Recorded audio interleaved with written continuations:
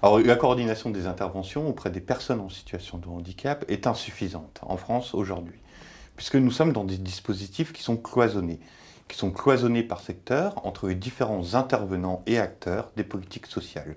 Je pense notamment aux agences régionales de santé et aux conseils généraux qui doivent inscrire et réguler cette politique du handicap au sein des territoires.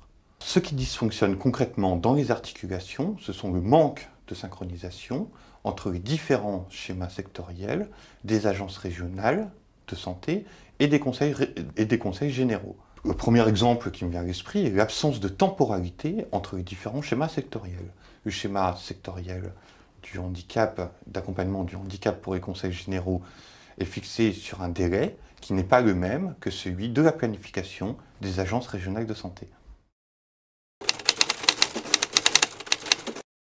Plusieurs dispositifs peuvent être créés pour améliorer la coordination des projets de vie des personnes en situation de handicap.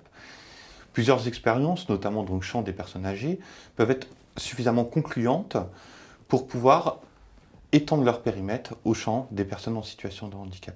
Je pense notamment aux nouvelles fonctions de coordination qui pourraient être assurées en lien avec les maisons départementales des personnes en situation de handicap. Ce qui peut être vraiment intéressant pour les associations à s'inscrire à cet atelier handicap, c'est que l'on part des besoins des personnes. On part vraiment des ruptures des parcours de vie des personnes en situation de handicap qui ont été remontées par les associations représentatives des personnes en situation de handicap. À partir de ces besoins, on va étudier l'organisation et le fonctionnement de l'organisation institutionnelle du champ du handicap pour re-questionner la place du handicap à travers les agences régionales de santé et les conseils généraux.